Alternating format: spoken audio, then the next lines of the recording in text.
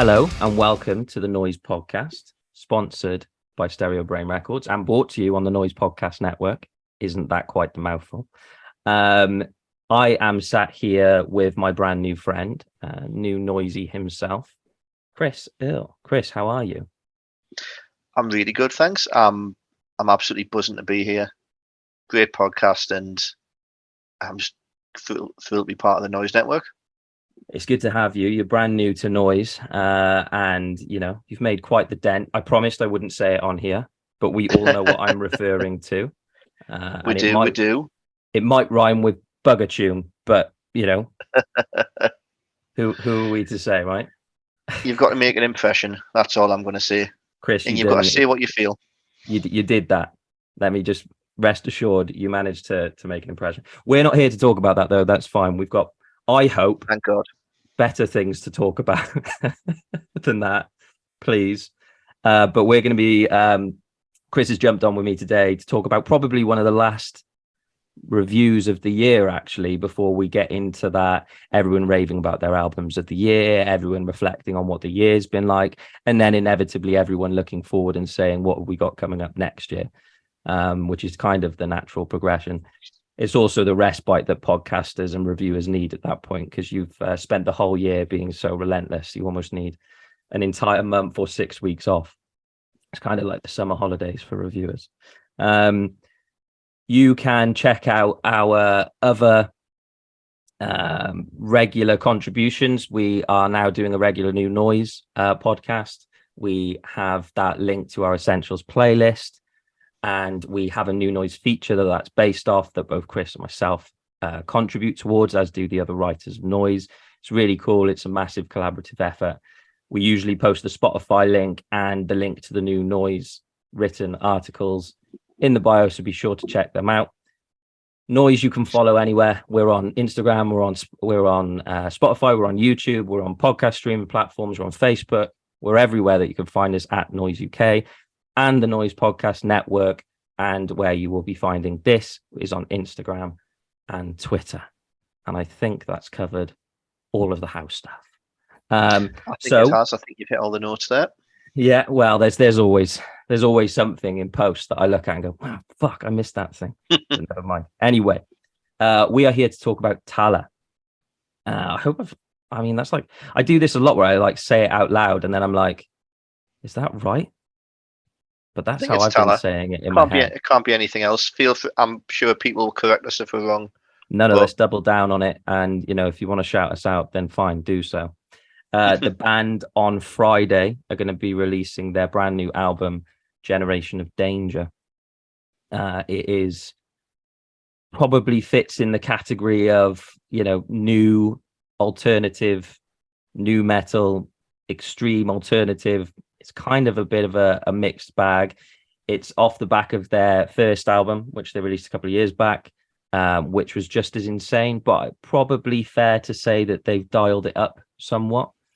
I'm going to read what drummer Max Portnoy kind of talks about, and the band in general have talked about this because we've been covering it for a while, and the band actually ended up moving their release date for it. So it was kind of, they were all set to do the release earlier on in the year and then pushed it back to November. So it's one of the last ones out. But they kind of talk about, and I'll paraphrase a little bit, but Max talks about the Generation of Danger being completely new, fresh, and a concept for them, both lyrically and instrumentally, that they wanted to take their debut, which is a cracking album in my opinion, but we'll come to that in a minute, and sort of jack it up to 150% in Portnoy's words. So I'd say they probably ticked off what they were going for on that. They wanted to make it monstrous, they wanted to make it daunting, and they wanted to tell the story on some ludicrous shit. It's like a concept album about like a scientist who gets fed up with being swept under the rug, and the rest you just kind of have to listen to understand what the hell's going on. That's kind of it in as an overarching nutshell. Chris, when did you first find out about Tallah? What is your experience of them? Are you a fan? Talk to me a little bit before we dive into this. I think I'm a massive metalcore fan for me sins, and there's a guy on Twitter called Alan Harrington, goes by the name of the Red Herring, and he raved about them when and I want to say this right, matriophagy. Wow. I mean, I think I didn't say it for the reason that I thought I'd butcher it. Matrophagy. it's Yeah. something like that. But Mm, he raved hell of a about title. that. So I checked them out, and I think it was the first song I heard was "No One Should Read This," and I went on my gym playlist straight away. I mean, it's just it sounds like it could have been released in 1999. Like Does, doesn't it? it's Yeah. like that sort of skittish, scattery new metal, but like brought forward, beefed up a little bit. I would say that I'm not a massive fan. I like a few songs. Like I said, I've still got "No One Should Read This" on my gym playlist, and there's one or two other songs on there as well. But it, I couldn't keep me interested over a full album. So I was quite interested to see where the second would take it, how they would Interesting. expand on everything. Interesting. We'll get into that. Very similar to myself. I checked that. I felt the hype. I saw the hype around this kind of really, and I'll use this word a lot, unhinged sort of Yeah, band doing something that feels quite fresh, but it's by no means kind of new ground. It's just sort of a refresh of a genre that feels good to be refreshed, I guess. Like you, I had some some of the singles more than anything else, some of the big hitters, and just loved the kind of the sort of the chaos. yeah. And we'll get into it, but when that band hits a stride, they hit a stride. Cool. Let's dive into it. Let's get into the album itself. It's I mean that the opening, let's just start from how it opens. Mud Castle, I think, is the first track. Yeah. It's kind of mixed between opening track and an intro. First thing I did notice was it sounded a lot thicker, and they'd really beefed up the production on since the last one, so that was really good to hear. It's just and it sets up what they're about. So there's a lot of like harsh electronics, which I think they've amped up as well, and they hit you straight away. Then it's a great little opener. It's a great opener, and it does set the scene really well for what's Does, about to doesn't happen. it? I described it kind of like a slow breakdown, and what I genuinely said this a few times throughout this album, that I feel like this is potentially the closest I'm going to come to experiencing someone having a mental breakdown in front of me, because Yeah, there's some of those kind of indecipherable whispers, then sort of breaks into the crunching riff, the breakdown. It's like, here's a taster board of what you're about to have over the next few songs and through the course of this album. And it has that, it's not unexpected, but there's parts to it that you're like, this is building that menacing nature about it. And then it kicks into the hard reset, which kind of does just that, right? Like, it does exactly what it says on the oh, tin. it just you get some death growls opening it up. You get a groove. I've got my notes here that it sounds vaguely like Pinball Map by In Flames. The Yeah, type of rhythm yeah, they've yeah. got going on. It chugs along. Um, Intensity is a word I think we'll come back to a lot. Like it's like he's right in front of your face, and you're feeling everything. Um, but what makes me smile about it, and I'm a sucker for this shit. The scratching, it just takes. I'm 32, and it takes us back to listening to. We're not talking about Limp Bizkit new metal here. We're not talking about POD. We're talking about stuff like Spine Shank and stuff like that. Really more industrial stuff, and there's a lot of worship on there. And his delivery, he's so fast. It's unreal. There's no reason why all of the elements that they include on these songs and in Hard Reset, that they shouldn't work. There shouldn't be allowed to be that much going on in a song and No, it's somewhat cohesive. I mean, it opens with that like unbridled ferocity, and to those like flaring double kicks. It's deathcore at its finest, but there's parts that are like a callback, like you said, to some of the kind of new metal gems, but also some of the, bands in their heyday at the time, like the comparisons to Slipknot, to Corner, kind of Yeah, hard to get away from, but also feel like a little bit of a cop out, don't they? Because they're drawing on a lot of those influences, a lot of what makes those bands so good back in their prime, but kind of does it in a way that they deliver it in the Tallah way. Do you know what I mean? It very yeah, much feels their own. There's like Hard Reset had these like pinch harmonics. It jumps with these crazy time signatures. It sort of shifts between that sort of new metal and hardcore. It doesn't stick to a genre, but that's brilliant.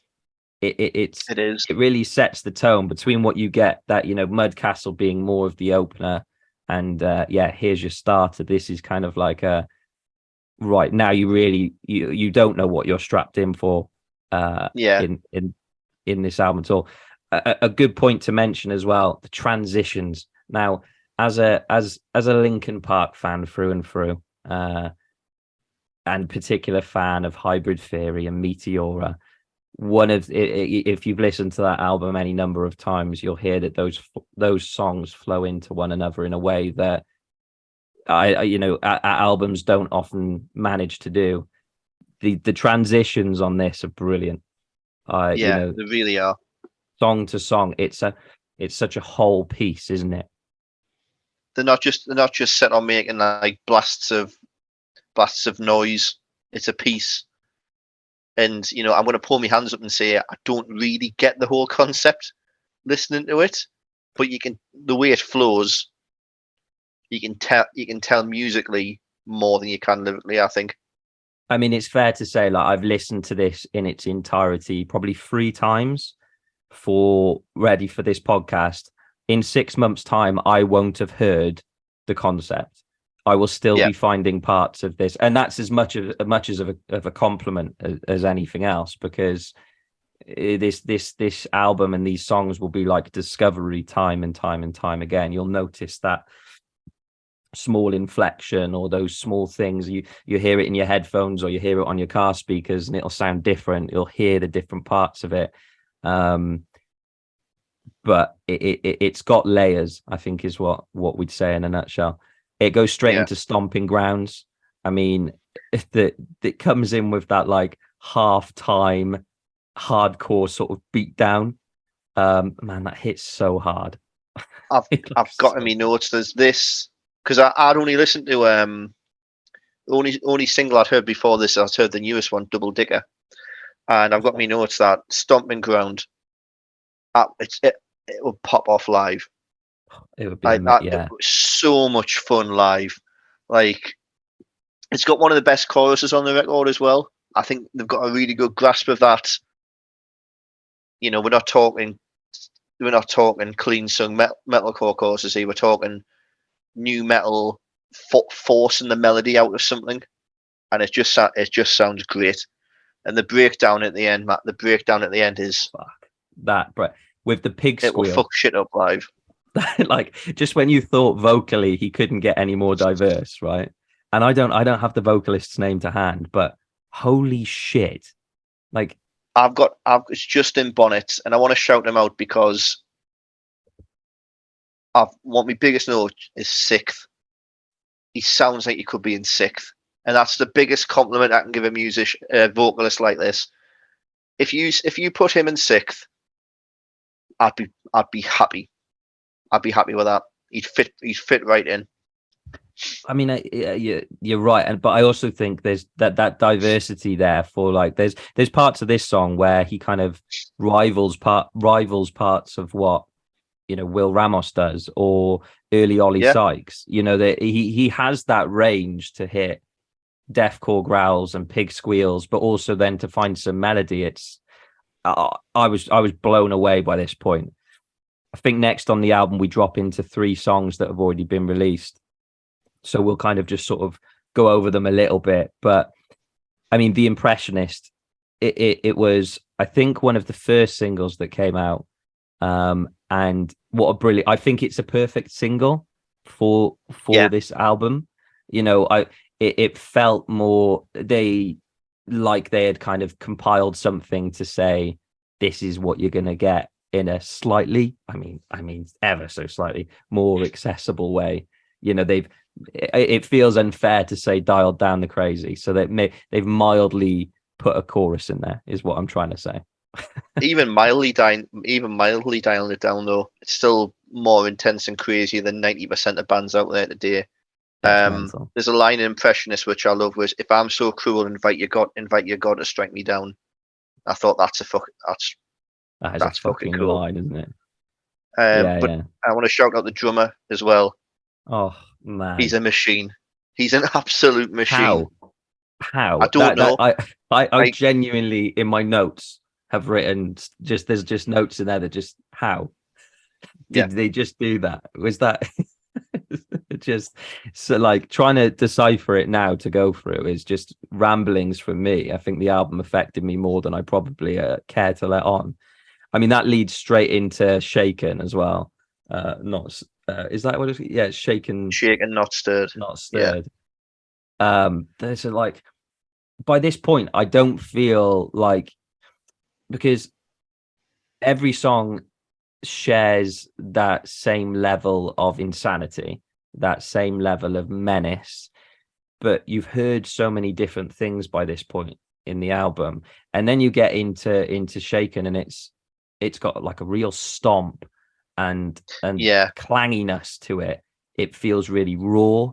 It feels like the kind of, you talked about the electronics and some of the inclusions and things that they put in there, strips it back a little bit for some of that to just go full on kind of Slipknot banger barrel while you're also listening to this huge stomp. It felt like some real groove in at there as the end well. as well, it builds up into a really epic end of the song, and that's probably the first time on the record the go quite widescreen Yeah, and make you think, aye, they're not, this isn't just a band who want to be playing small stages. They've got that in them to be playing bigger and write big great point. big songs. And Um, it's hard to listen to a band like this and think about how they might scale that up, but Code Orange, you know, yeah, it's you know they've possible. they've got that same sort of scale. They've got that same sort of diversity. They could drop a tamer song in there, but still make that sound grueling and hard and lyrically. When you dive in, it's a dark place, and that darkness Yeah, comes across in whatever they do, doesn't it?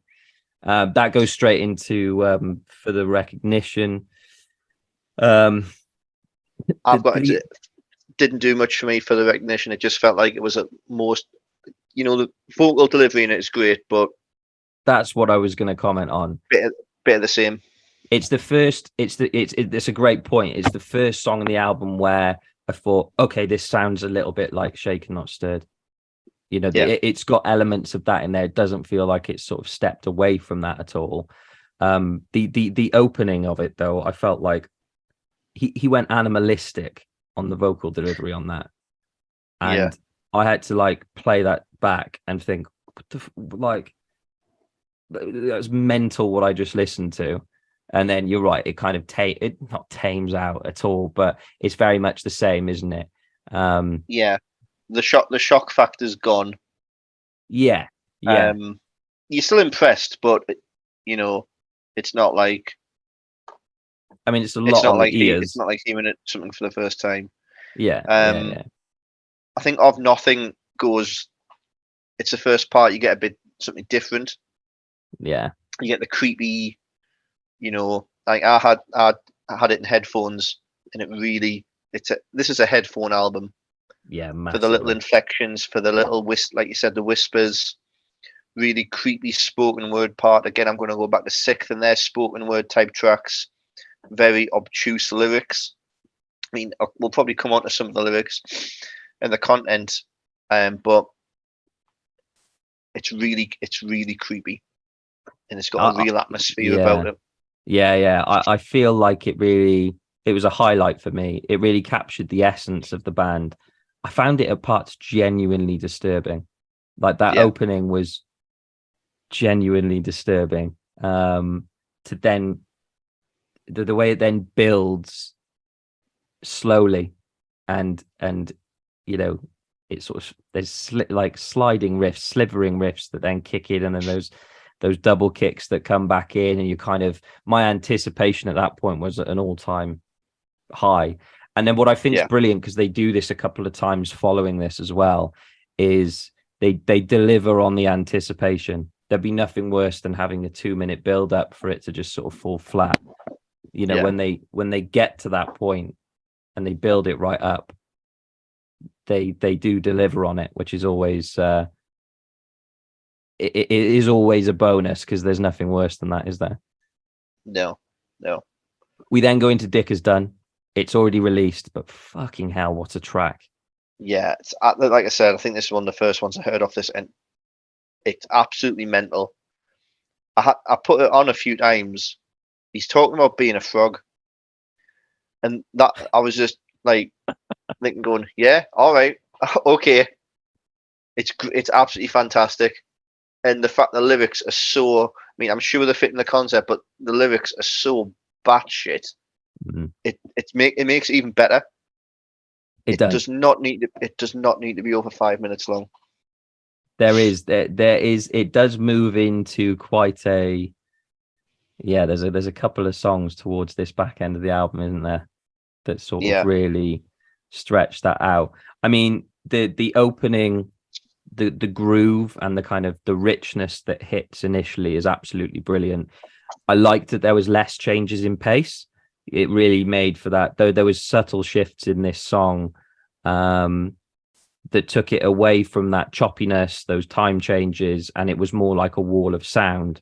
So I had that same sort of feeling towards the end of it, that it was to choose this song that felt a little bit less technical to be the one that's a little bit longer was a a bit of a creative choice. That was like, if you'd had that with a different song, yeah, you could have gone for another 2 or 3 minutes with all the amount of different things that you were including in it. yeah. The opening growl, though, in Dick Is Done, Oh yeah, I'm pretty sure the manic. devil himself stepped in on vocal duties, and I was listening to that in my car the first time I listened to it, and uh, blew my fucking head off. Yeah, it's Will. It's like you said, it's Will Ramos. Like I've not It seen any was videos insane. of these live, but by all accounts, they are good live. I would doing this shit live, man. That's I mean, I've impressive. got one of the takeaways for me is absolutely have to see this band live. How do you Yeah, recreate this? What does that look like?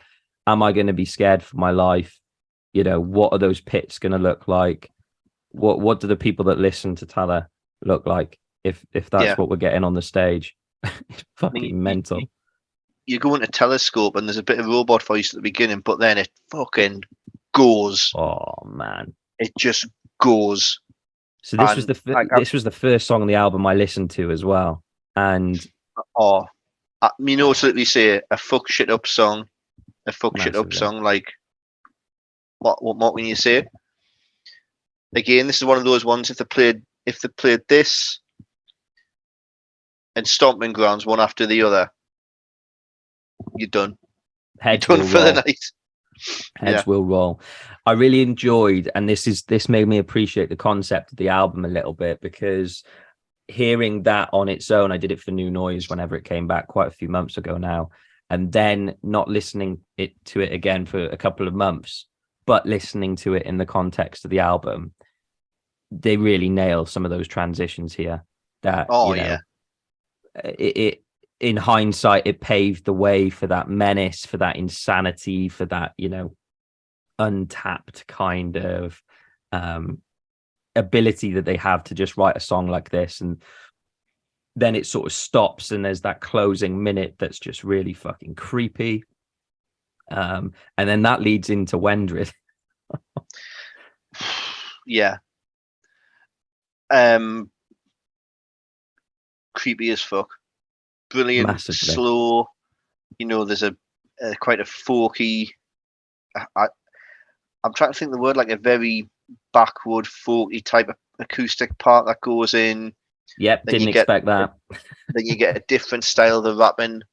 You get more stripped back instrumentation on the rapping, and it hits harder. and with pretty much just his voice, it just really shows you what he can do. And yeah, man, I said about the other song shouldn't have been 5 minutes. This song deserved to be 6 minutes long, because this is where, right, you've got 6 minutes. What can you fit into it? And the fit in stuff, and it's different enough to justify that. Yeah, absolutely agree. And I hear what you're saying with Dick Is Done, but that 4-song run of Nothing, Dick Is Done, Telescope, Wendred is astonishing. I feel that's when the album comes Yeah, into its stride. I feel like those 4 songs, there's such a sense of unity. One is, it doesn't feel stop start. I felt completely engrossed throughout. Wendred had this somehow an extra level of snarl and sort of yeah, severity to it that just really sort of, where if the rest of the album was like punching the shit out of you, this was like someone sort of thinking about it for a minute and popping a knife in before they carried on doing it. It felt like it had that extra level of dig to it that was just I couldn't believe at this point in the album that I was still hearing stuff that was new. You had spoken yeah, word, you had that fucking mad demonic bit that kind of hit, and then the fucking, it's those bits with the marching drums, man. I did not know yeah. how much I love a marching drum until I heard Wendrit. Holy shit. Like what do you know, what to be a fly on the wall for the creation process of this album?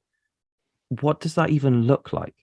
I, genuinely, like, you've got, you know, vocalists could come in and say, right, this is what I'm going to say. Then you've got the drummer thinking, right, I'm going to throw some march drums in here. Then you've got the acoustic guitar, you've got all the electronics, and it's just like, right, put them all together. And I But don't know you'd if it's like, think that that would sound like a complete, like I was saying earlier on, that would sound like a complete mess. It just doesn't at all. I it mean, really there was doesn't. just to kind of round up about Wendred, you know, that like you mentioned, there's that unexpected acoustic switch up just midway through the song. Bang, hits the reset button. 3 minutes in, there you go. This is, you didn't see this coming. It then spends the next 2 minutes kind of going through what feels like this horrendous acid trip, and then it hit with the marching drums again, and I was like, you know me, you know me, and you know how to make it work. I mean, my ass was going throughout that. I thought, where the fuck is this going? Where is this going? Absolutely mental.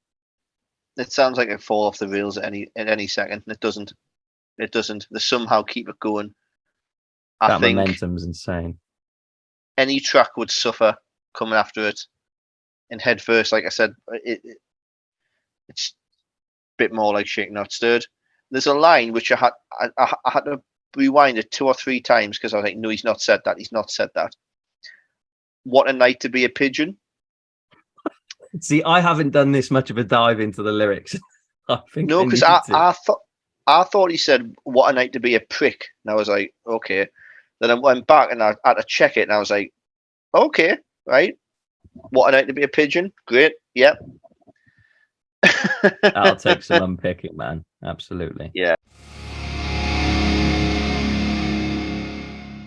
Yeah, you were talking about Head First. I actually thought it was probably one of the biggest. You said about it being straight up. It's like that straight up deathcore tune. Just Yeah. no, after all of the creativity, it's like a here's a no nonsense one for you. Absolute sucker punch to the face. Did you know? Almost didn't see that coming in its simplicity. Um, I, it was absolutely relentless, and it felt so much so because you kind of, you hadn't had any let up, so to speak. Because if you think you're going to get a No. sit down during this album, you're very mistaken.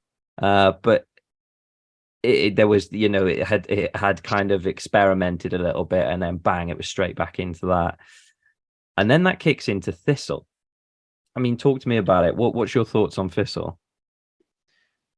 It's, I think he gets probably the most intense that he Fair does. enough. Yeah. It's like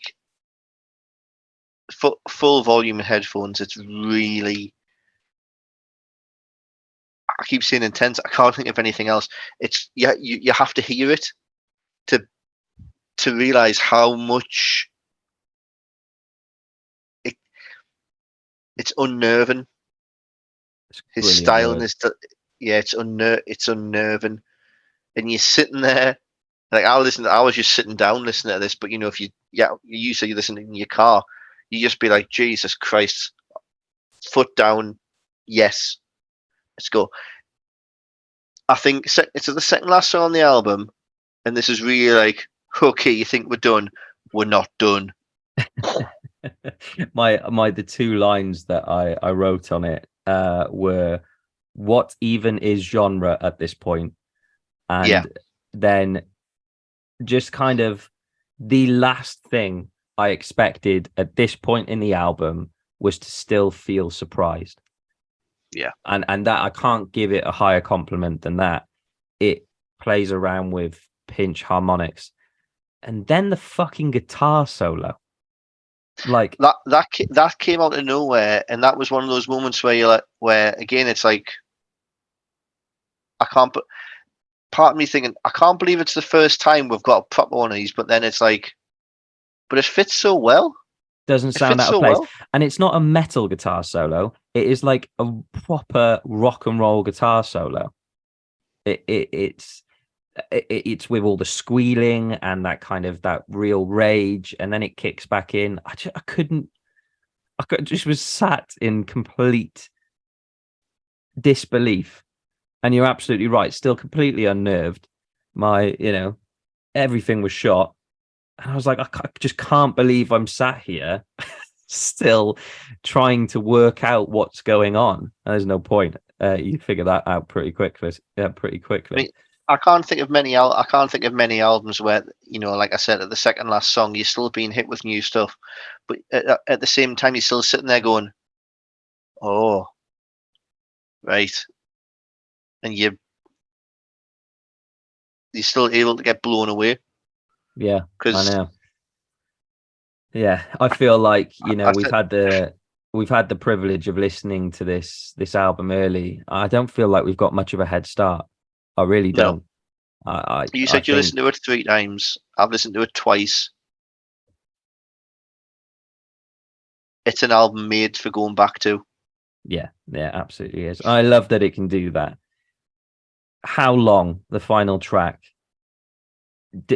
Well, I mean, it states the obvious at this point. Didn't see that coming. Yeah, yeah. I mean, Um, it fits the mold, doesn't it? Of that kind of final track, a little bit tamer. Tame feels like then an insult. yeah, it's you get lovely. I mean, we've talked about the electronics, and the electronics have been used quite harshly throughout the album, and even quite creepily on some bits of it, particularly like Wendred. But this one, you get it's kind of acoustic, kind of ambient intro, and Yeah. again that shows they can do that. They can do that. They can create a really. It's still weird. It's not. You think ambient and acoustic, and you think, oh, that sounds quite nice. It's not. It's not Well, nice. imagine Korn and Jason Alon Butler made a love child, and vocally that's somewhat of what you're hearing in this song, at Yeah, least. I mean, that doesn't even do it justice for the whole album, but in this track in particular, you can hear some of those comparisons. And that way that Jonathan Davis, it's not an act. He sounds so broken and unhinged because he's so broken and unhinged. And yeah. you feel that here. That doesn't feel like a part of this album. And maybe it's entirely around the concept, and the guys are absolutely fine. But I don't know how you could make an album like this without trauma in your life. I just don't understand how that's like even possible to try and No, me conceive an neither. idea like this and deliver it in this way if you're not a little bit tapped in the head. But my God, it makes for an incredible album. You're right, But though. you They think of hold on to that. I was just going to say about that menace is that yeah. that's the line throughout, isn't it? That golden thread that ties these songs in, you know? Well, if you listen to rock and metal regularly, you hear stuff. I do like that new Lorna Shore record, but Will's vocals have never made me feel like the vocals do on this. Will's vocals are something else. They're insane. His growls, his screams, his highs, ridiculous. They've never gave me goosebumps like the vocals on here and the delivery has on here. And I think when you talk about the trauma and how it's real and it's not, that's the difference. Yeah, no, I agree. And artists and musicians in general have a way of putting that across. Sometimes you get it very plainly, and there's there's no question around the sort of lyrical content and the message they're trying to put across. Other times they mask that up, which is kind of a little bit what you get here. And as you start to dig through that, you'll probably, well, I don't even know with this album because it's that far fucking insane. I just want to say as well, I'm not suggesting Will Ramos doesn't have trauma or anything. I'm not suggesting that at all. I'm just merely saying how. I think, here we go. Here's a bolder claim that will get you out of that hot water. Is Will Ramos the Beyonce of the deathcore world?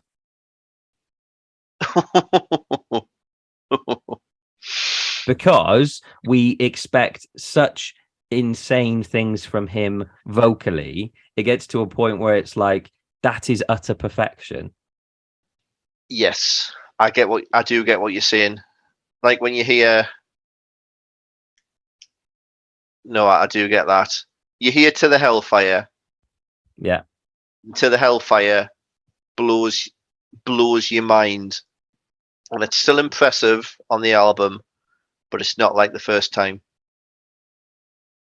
And when it's got all of the other songs in there, there's impressive elements in there. It's an insanely good album, but it's a lot of it. It starts to feel a little one-tracked in that they're hanging on to his absolute insane talent. Now you imagine some of like what he could do if that creativity was dialed up on the next album, and let his voice break at times. And had moments where because this is raw, isn't it? And hasn't got the most powerful clean voice at all, but there's those similarities to what Korn managed to do. There's that melody when he soars. I mean, there's parts in this where he sounds somewhat operatic. The shifts that he manages to do vocally is, I mean, it's astonishing. Yeah, and like you said, there's choruses that, and this, I mean this in a good way. It does seem like he's been given some words and he's forcing the melody out of them. They're not sing along. They're not, it's not cat sat on the mat. The choruses vocally are strange and unique and quite a bit disjointed, but he gets melody out of them. He does it like you said, Korn. And he's not afraid to like wring out the sponge fully. Do you know what I mean? No, he's not. To, those things that maybe some vocalists would say don't do. You can hear him really push himself. And I imagine him in the vocal booth somewhat having a breakdown at moments of this album and then capturing that. And it's like magic in a bottle, isn't it? I can really imagine the rest of them. Probably, they probably are used to it, but still some points that the other members must just be watching him just going like, yeah. One of them's on the phone to the therapist, like, get from here now. Like, he's at it. Looking at the producer going, I think we've got it. While shall I do it again? And they're like, no. No, we've got everything we need. Oh, it's all right. I'll do another take on of nothing. No, mate, honestly, we're fine. Yeah. Please. I can't watch you do that again. Here's a bottle of water. Please go sit in the sun for 20 minutes. Yeah, Gary's over there. If you go and just take a seat next to Gary, he's going to just talk you through what you've been through and what we've been through. It's an hour set. No, we've paid for it. It's fine. Like, it's okay, And I think when you think about, I don't know if they've ever been to the UK. I don't know. I don't think they have. Because I think they've come around just before COVID, haven't they? And then sort of it just haven't quite managed to shoot off. Yeah. And you mentioned about like what type of fans are going to be there. There's going to be hardcore kids. There's going to be a few older people who like the new metal style of stuff. There's going to be there's going to be deathcore kids in there. It's gonna be a You're mixed going to up have a bag, good. isn't it? You got to have a mixed bag, and you think, right, who do you put these in a package with? And this is the time where you have a mixed band bill. You have these. You put on someone a little bit. Yeah, I'm trying. You put on maybe someone more straight ahead. These could open for Lorna Shaw. They could open for Lorna Shaw. They could be, main support for Code Orange. They could be on Yeah, a Corn show. They could They- be an opener for Slipknot. They fit into quite a broad range. like if They could these were also on, jump on hardcore shows these could be on the Empiricon tour.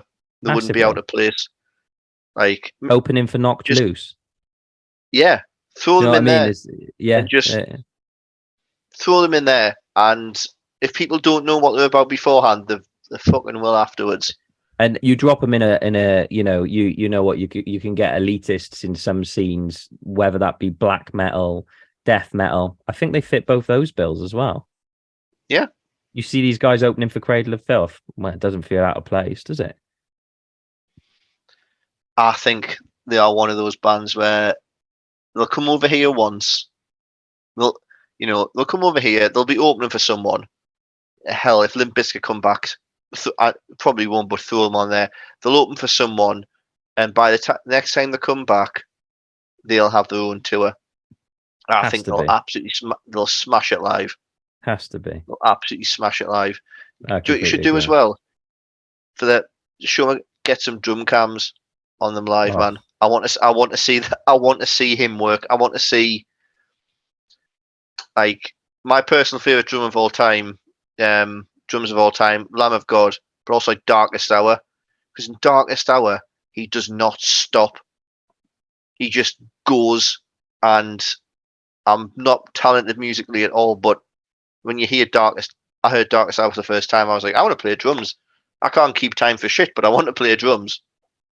yeah, it's amazing how certain elements will draw your attention away. I remember, for some reason, it sticks in my head, but the brainwashed by While She Sleeps, the way that Yeah, that pounds and the way that has a sort of relentless nature, and does those switch ups. It was the drumming that had my attention at huge amount. Even Paramore, some of the drumming that you hear in early yeah, Paramore is absolutely insane, and sometimes that draws away from that incredible melody. For that to be on an album with Hayley Williams and I'm listening to the drumming is, again, another compliment, that I can't speak highly enough of. To take it back to Tallah, I mean, this album is, it's mind-blowing. To me, it's a must. I don't think you'll have heard anything like it this year. I don't think you'll have no. heard much like it before. You know, I think when you look at, like, when you look at the big three of albums that came out this year, Architects, Parkway Drive, um, Slip. This is so far from any of them, and in a year when we haven't had a new Code Orange album, um, this is, it's the new weird. It's saying, we love new metal and we don't give a fuck. We're going to shove it in your face. We're going to give it the bells and whistles of the, because, like I mentioned, the production. It's chunkier, it's beefier. It sounds more like metalcore, deathcore, but it doesn't have that cleanness that metalcore has, like, at all. And the electronic production on it is absolutely fantastic. yeah, I think I it's a real absolutely agree. shame that they've obviously had, for what I don't know the reasons, that they've had to release it this late in the year. I think it's a shame, Yeah, I because I think think if this album, the biggest crime is if this album doesn't get listened to. yeah, because, like you said, this will be the time of the year when people are thinking about end of years and thinking about what's coming out next year. I think if this had came out in, I think, July, August time, you'd be seeing a lot more talk about it. I really hope it does get the respect it deserves. I hope it gets talked about. I hope we start seeing them in a few magazines. And yeah, man, I think if people pick up on it, I think this band could do good things, but I just really hope that the delay hasn't put people off. I know that bloke who I mentioned on Twitter, that Red Herring, he's a big fan of them, and I think he'll give them a lot of push. And I know a lot of people listen to him, so fingers crossed. And fingers crossed that does translate into a UK tour, because I want to see that. Absolutely. And I'm going to be there as well. I think you're right. I think this is shamelessly everything that we've explained. They don't shy away from using some of the, you know, genre tropes that have already been used, but they do so in a way that feels fresh and creative. It's a callback to some of the very greatest moments in nu metal, but by no means does it feel recycled. It feels like it's a 2022 album, and it feels current, and it feels in place, but also feels like a huge throwback. And it's kind of the album that I think a lot of people wish Slipknot would have released. Is whatever your opinion on the, on the new Slipknot album, if they're dropping this after All Hope, is anyone complaining? No. But then again, I think this is the album that,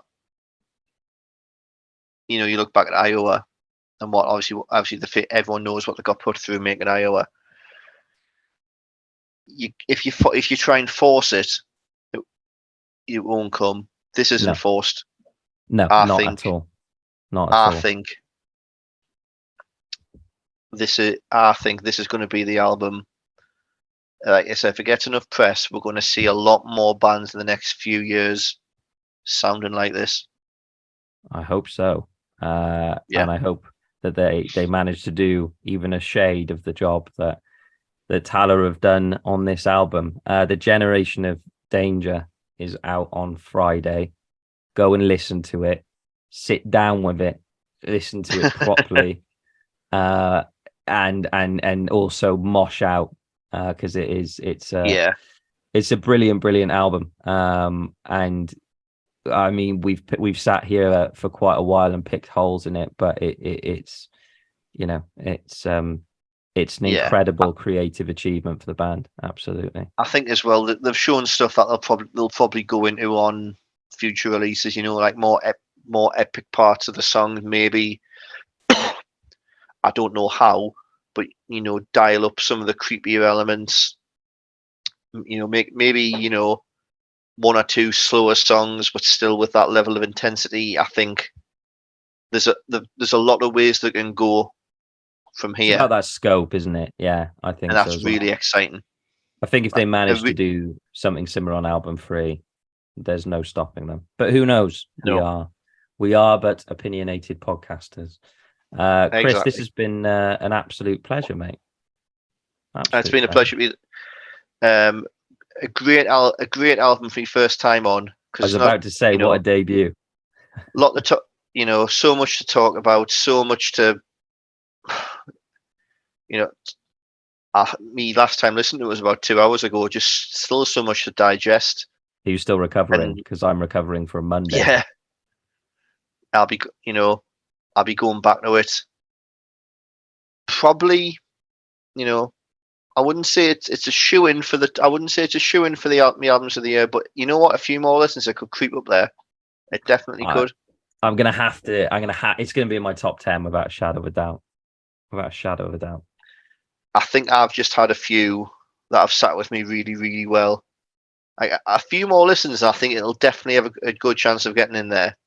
Because I'm interested to see where that lands. But we'll more on that in a few weeks anyway. No, it's been a pleasure. We have been the Noizze Podcast. Don't forget, you can find anything Noizze related at Noizze UK. You can find the podcast itself at Noizze Podcast on Instagram, Twitter, and Noizze. The website is everywhere and anywhere and nowhere. And that is Noizze. Be sure to check out our Spotify playlist. Be sure to check out some of our other podcasts. Check in on New Noizze. We have some cool stuff coming up with the podcast towards the end of the year. This is probably our last review show, so what a way to go out for the year. we'll probably be back talking about what we're excited about, hopefully talking about our albums of the year. So there's some cool stuff coming out, so be sure to check that out. But until next time, Chris, and be sure that this isn't the last time. Peace and love, my don't friend. doubt it. Peace and love to you, man. Thank you for having me.